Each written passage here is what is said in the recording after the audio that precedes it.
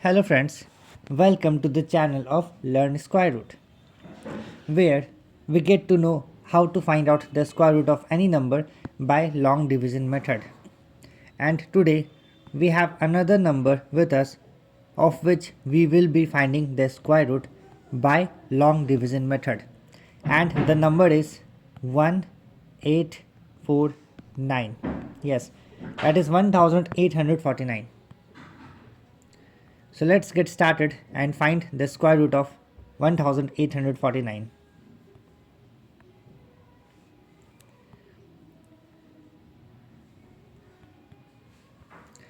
So to find the square root by long division method, first of all we make a pair of numbers from right side. 49 is our first pair and 18 is our second pair from right side, but from the left 18 is the first one. So we need a square number that is less than 18. We know that the square of 4 is 16 and the square of 5 is 25. So we will go with 16. 4 multiplied by 4 is 16. Now after subtracting we get 2. Our next and last pair is 49.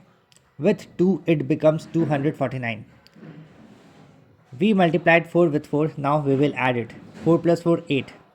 Now we need another digit with 8 to make it a double digit number, and we will multiply this double digit with that same one digit number to get 249, whose ones place digit is 9. So we need a number in which the square of the number is ones place digit of the square of the number is 9.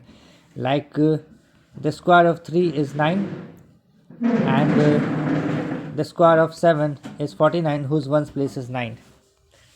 So this time we will go with 3. 83 multiplied by 3. 3 3s are 9, 8 3s are 24. So we got 249. 83 in 3 times 249. Exactly what we wanted. Now after subtracting we are left with nothing. So finally we have got the square root of 1849, that is 53. And with the same method we can find out the square root of any number using long division method. So now I will write it in the symbol of square root. Yes, this is the symbol of square root. Square root of 1849 is 43.